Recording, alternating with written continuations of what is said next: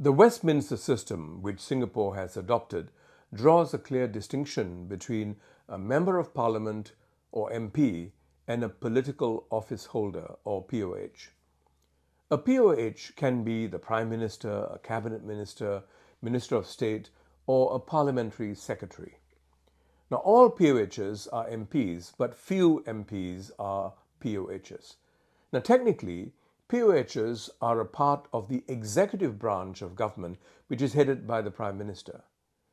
Now, POHs are also a part of the legislative branch, headed by the Speaker of Parliament, in their capacity as MPs. Now, what this means for us in Singapore is that in a general election, we don't elect political office holders. We elect MPs. Now, this will be either through a contest or a walkover, as in the case of Marine Parade Braddell Heights GRC in 2025 GE. Only elected members of parliament can be political office holders. It's very different in a presidential system, such as in the USA, where the president and the vice president are elected. They then appoint key members of the administration who are not elected. The legislature in the USA comprises elected members of the House of Representatives and the Senate. Now, what this means is that in a Westminster system, MPs form the core. They make the laws of the state. Now, this gives MPs primacy. Political office holders are obliged to act in accordance with parliamentary legislation.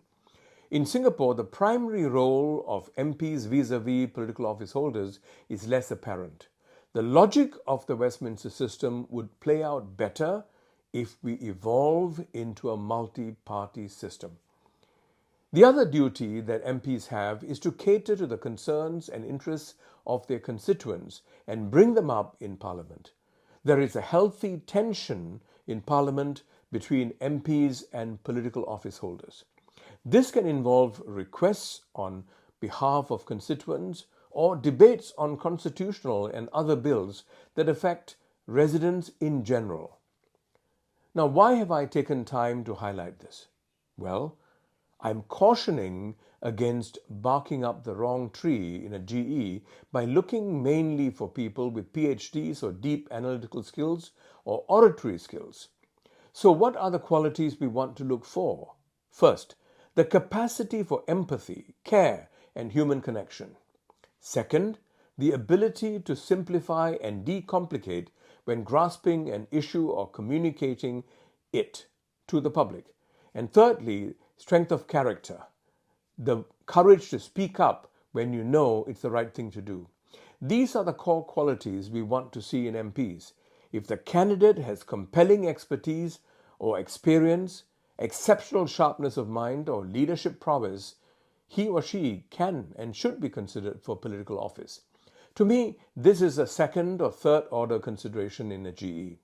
Hence, I would caution us to avoid being beguiled by academic credentials, titles, eloquence when electing an MP.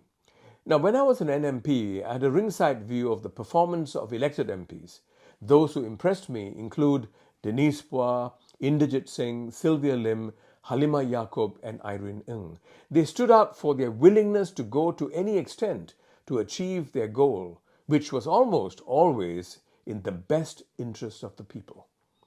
Now, this is my final thought for you as you gear up to cast your vote this Saturday. Remember, you have no direct say in who becomes the next Prime Minister or Defence Minister. You are voting for who you would like to have as your Member of Parliament. This should be someone who you know would listen to you in the Meet the People session, whose values are aligned with yours, and who would speak up for you in Parliament. Remember, your vote does matter.